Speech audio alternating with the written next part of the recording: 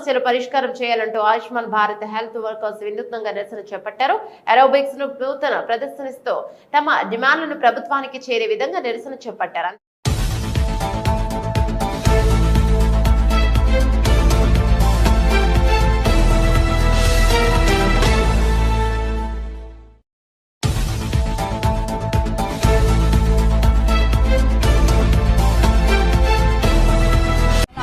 ఆరోగ్య మందిర్లో community health ఆఫీసర్గా work చేస్తున్నాను. మేము ఈ రోజు 14th డేన నిరవధిక సమ్మెని వినూత్నంగా చేయడం కోసమని గవర్నమెంట్ ఏవైతే మాకు ట్రైనింగ్స్ ఇచ్చిందో అందులో భాగమైన ఏరోబిక్స్ని ఈరోజు మేము టీమ్ చేసుకొని దాన్ని ప్రొజెక్ట్ చేసి గవర్నమెంట్కి మా డిమాండ్స్ తెలిసేటట్టుగా ఈరోజు చేయడం జరిగింది.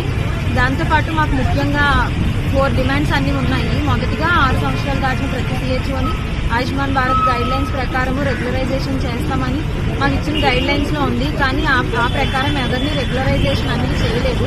దయచేసి ఎవరైతే 6 years కంప్లీట్ చేసుకున్నారో ప్రతి CHOని రెగ్యులరైజ్ చేయాలని గవర్నమెంట్ ని మేము రిక్వెస్ట్ చేస్తున్నాము. దయచేసి మేము ఇది గవర్నమెంట్ కి ఆపోజిట్ గా చేయట్లేదు.